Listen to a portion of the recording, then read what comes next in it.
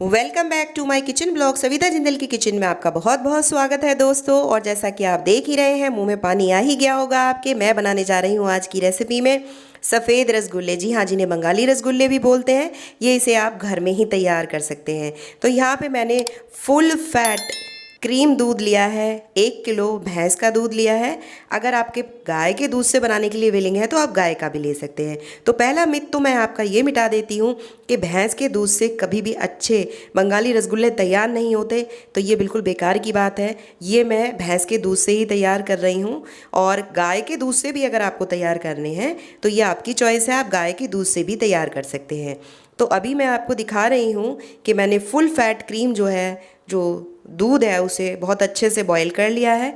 तो जब ये बॉईल हो जाए, हमें बहुत ज़्यादा पकाना नहीं है, या सिर्फ एक बॉयलेज आ जाए, अच्छे से पक जाए, इसको बंद कर देना है फ्लेम को। तो यहाँ फ्लेम को ऑफ कर दिया है। और अभी आप देख रहे हैं जो दूध का टेम्परेचर है वो बहुत ज़्यादा हाई है। तो यहाँ पे सबसे पहले मैंने दूध को स्टैंड पे उतार लिया है और नियर अबाउट 30 सेकेंड तक इसे ठंडा होने दिया है। जी हाँ, 30 से 40 सेकेंड तक इसे रेस्ट दीजिए। तो चमचे की हेल्प से थोड़ा सा मैंने ठंडा कर लिया है, बहुत ज़्यादा नहीं। इससे क्या होगा कि जब हम विनेगर या नींबू दोनों में से कोई भी यूज़ करेंगे इसका छेना बनाने में, तो हमारा जो छेना बनेगा वो बेहद ही सुपर सॉफ्ट होगा। तो ये एक ट्रिक है, ये पहला स्टेप है कि हमेशा जो भी आप विनेगर या खटास डालेंगे वो थोड़ा सा हाई टेम्परेचर पर अगर आपने डाल दिया तो रिमाइंड रखिए कि आपका जो छेना तैयार होगा वो बहुत ज़्यादा हार्ड तैयार होगा। तो थोड़ा सा इसको ठंडा कर लीजिए 30 सेकेंड तक, 30 टू 40 सेकेंड्स तक आप इसे ठंडा कर सकते हैं। और उसके बाद आप इसके अंदर विनेगर यूज़ कीजिए या तो नींबू यूज़ कीजिए इसको फाड़ने के लिए, छेना तैयार करने के लिए। तो यहाँ पे मैंने एक कटोरी ली है, कटोरी के अंदर मैं यूज़ कर रही हूँ विनेगर। तो यहाँ मैंने सिर्फ 1 चम्मच ही विनेगर यूज़ किया है। तो ये वाइट विनेगर है जो हम चाइनीज़ आइटम में यूज़ करते हैं, सिंपल सफ़ेद वाला विनेगर है, ये सिरका है सफ़ेद वाला। और उसके अंदर मैंने 1 से 1.5 चम्मच मैंने नॉर्मल पानी डाला है। तो दोनों चीज़ें मिलाने के बाद मैं थोड़ा थोड़ा डालूँगी और इसको स्टर करूँगी। तो ये देखिए मैंने थोड़ा सा छोड़ दिया है और हल्के हाथों से आपको इसको हिलाना है। ये स्टेप बहुत ही ज़्यादा मीनिंगफुल है। यहाँ पर आप देखेंगे धीरे धीरे जो है छेना बनना शुरू होता है। जैसे ही विनेगर जाता है दूध के साथ तो धीरे धीरे छेना बनना शुरू हो जाता है।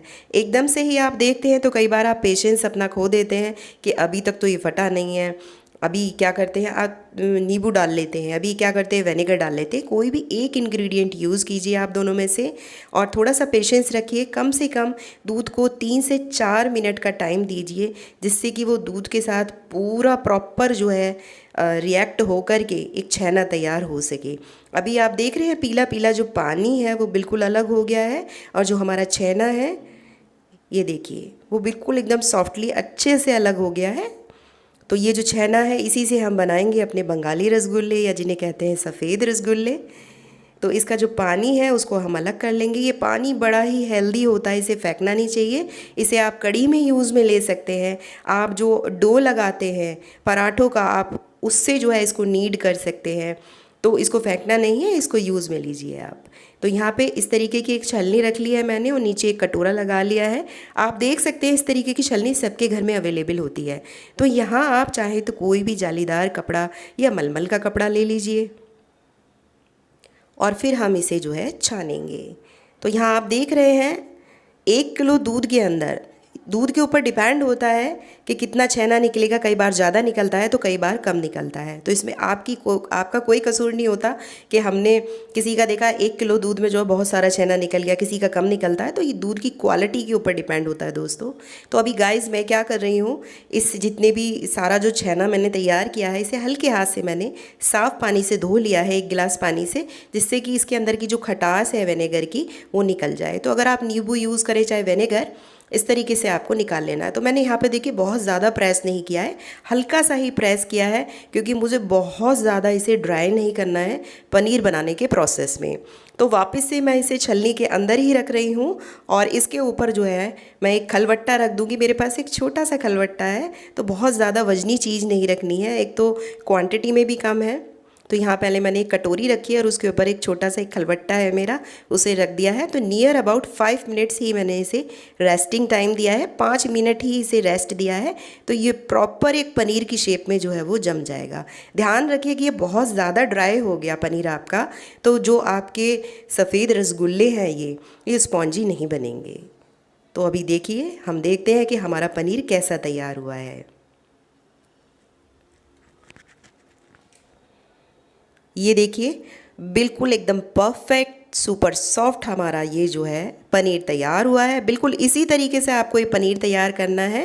यहाँ देख सकते हैं मुझे ज़्यादा मेहनत नहीं करनी पड़ी और ये एकदम से सॉफ्ट है।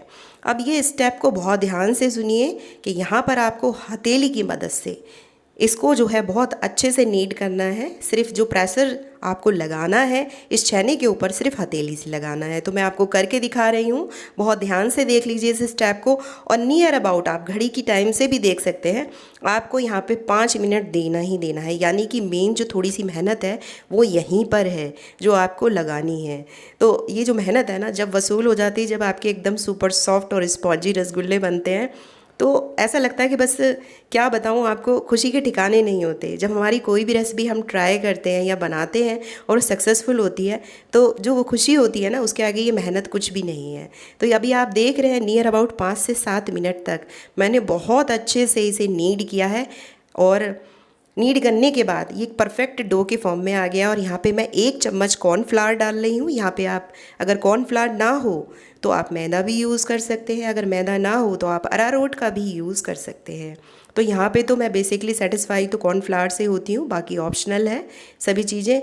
मतलब अगर आप यूज़ करना चाहें तो आप वो सब चीज़ें भी यूज़ कर सकते हैं, लेकिन कॉर्नफ्लावर जो है द बेस्ट है। अगर हो तो वही यूज़ कीजिए, ना हो तो फिर ऑप्शन में आप दूसरी चीज़ें ले सकते हैं। अभी इसे अच्छे से हम मिक्सअप कर लेते हैं। वापस से मैं हथेली की मदद से ही इसे अच्छे से मिक्सअप कर रही हूँ, कहीं ऐसा ना हो वन साइड आपका कॉर्नफ्लावर हो, वन साइड आपका कॉर्नफ्लावर ना हो। तो ये प्रॉपर हमारी नीडिंग हो गई है। अभी हम क्या करेंगे, इसमें से छोटी छोटी बॉल्स बनाएंगे। तो ध्यान रखिए, जब आप बॉल्स बनाते हैं ये आपके ऊपर है, आप छोटी बना रहे हैं साइज़ में, बड़ी बना रहे हैं। तो अभी छोटी आप ये देखेंगे जितना आप बॉल बनाएंगे उसका जस्ट डबल हो जाता है सफ़ेद रसगुल्ला।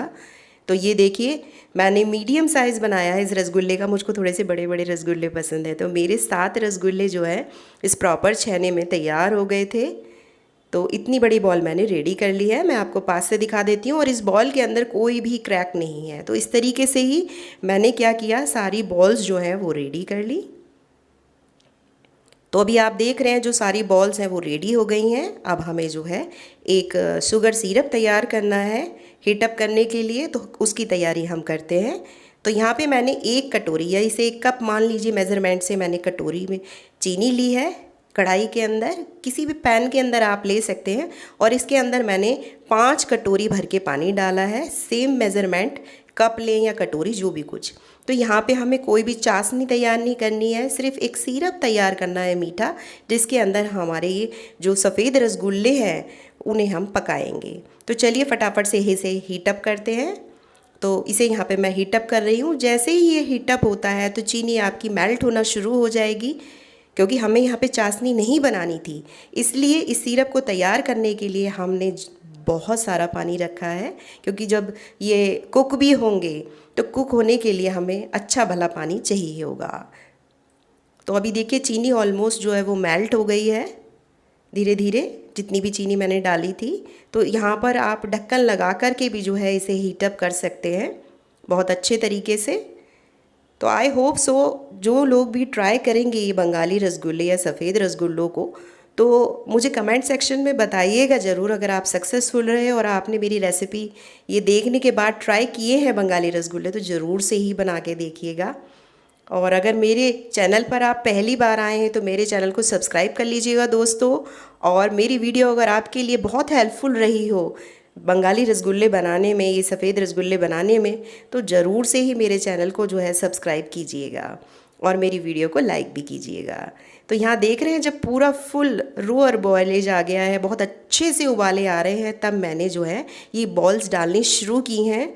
तो यहाँ बॉल्स जब मैं डाल रही हूँ तो एक एक करके थोड़ा सा पेशेंस के साथ डाल रही हूँ, एकदम से मैंने बॉल्स सारी नहीं छोड़ी हैं दोस्तों। तो ये नेक्स्ट स्टेप है जिसका आपका खास ध्यान रखना है, क्योंकि जितने भी आप देख रहे हैं उबाले आ रहे हैं, अगर आप एक साथ ही डाल देंगे तो जो उबाले आ रहे हैं वो नीचे की तरफ बैठ जाएंगे। तो हमें ये जो रोअरिंग जो बॉइलिंग वाटर है इसको बिल्कुल भी ख़त्म नहीं करना है। तो यहाँ हाई फ्लेम पे हमको पूरा पानी उबलने देना है। बाद में आप मीडियम हाई कर सकते हैं, लेकिन आफ्टर 5 मिनट।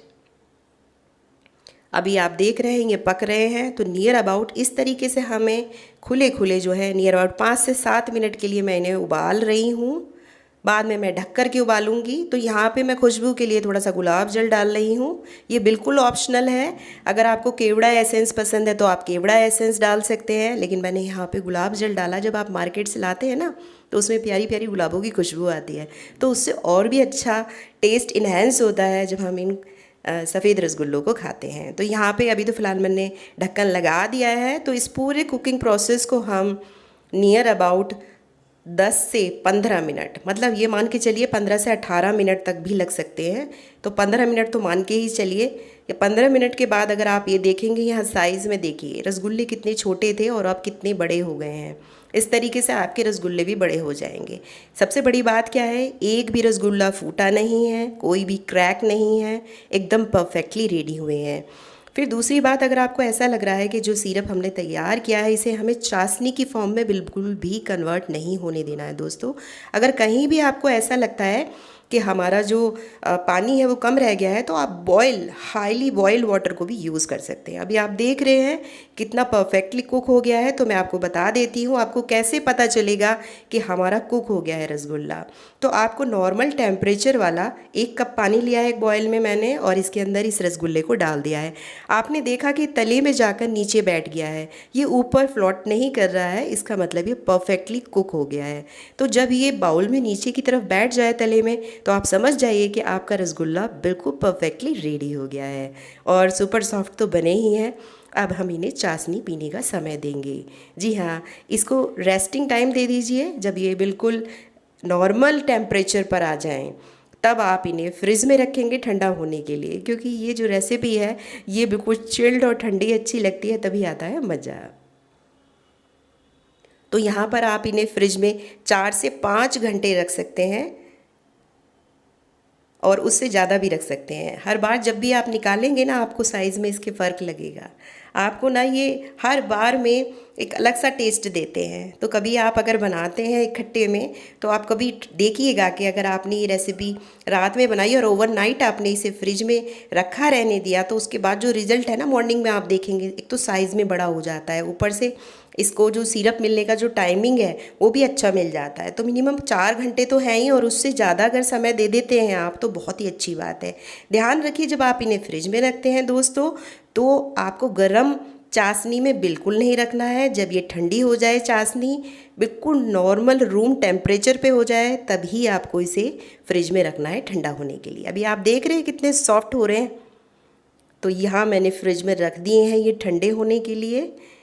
तो ये मैंने जो है 4 से 5 घंटे ठंडे होने के लिए फ्रिज में रख दिए थे, और उसके बाद जो रिज़ल्ट था ना वो बहुत ही अमेजिंग था। एक तो गुलाब जल की वजह से इसकी जो महक थी ना वो बहुत अच्छी आ रही थी। मतलब मैं आपको एक्सप्लेन नहीं कर सकती। जब आप ये रेसिपी खुद से ट्राई करेंगे ना तभी आपको पता लगेगा। तो अभी मैं एक रसगुल्ला आपको दिखा देती हूँ 4 घंटे के बाद। एकदम से सॉफ्ट है और स्पॉन्जी बना है, ये देख सकते हैं आप।